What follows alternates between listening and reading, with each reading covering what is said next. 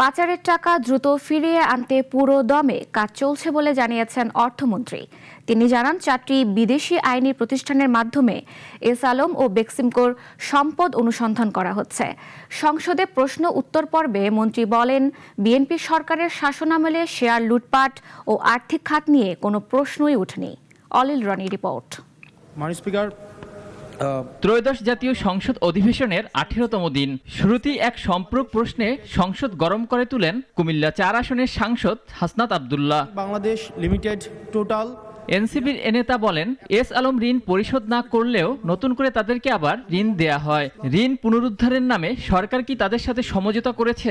ঋণ না পরিশোধ না করে কিভাবে আবার নতুন করে পুনর্বহাল করার চেষ্টা করা হচ্ছে, এটা নিয়ে সরকারের সাথে এস আলম গ্রুপের কোনো সমঝোতা হয়েছে কিনা। কুমিল্লা 4 আসনের এই সাংসদের প্রশ্নের জবাবে অর্থমন্ত্রী জানান, বিএনপি সরকার আর্থিক পরিকল্পনায় সমঝোতার সুযোগ নেই। পাচার করা ঋণ ফিরিয়ে আনতে সরকার টু সরকার আলোচনার কথাও জানান মন্ত্রী। বিএনপির রাজনীতি অর্থনৈতিক কার্যক্রমের মধ্যে কারোর সাথে কোনো সমঝোতা করার কোনো সুযোগ নেই।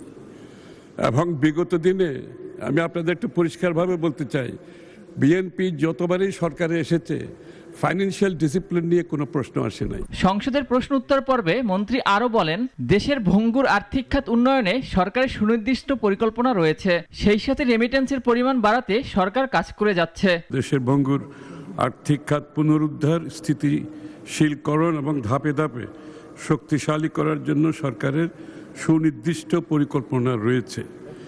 এ লক্ষ্যে অর্থ বিভাগে 10 এপ্রিল 2026 তারিখে অনুষ্ঠিত কোঅর্ডিনেশন কাউন্সিল সভায় মুদ্রানীতি, রাজস্ব নীতি, বিনিময় হার নীতি ও মধ্যমেয়াদী সামষ্টিক অর্থনৈতিক কাঠামো সমন্বিত কৌশল উপস্থাপন করা হয়। গত 12ই মার্চ শুরু হয় ত্রয়োদশ জাতীয় সংসদ অধিবেশনের প্রথম কার্যক্রম, যা চলবে আগামী 30 এপ্রিল পর্যন্ত।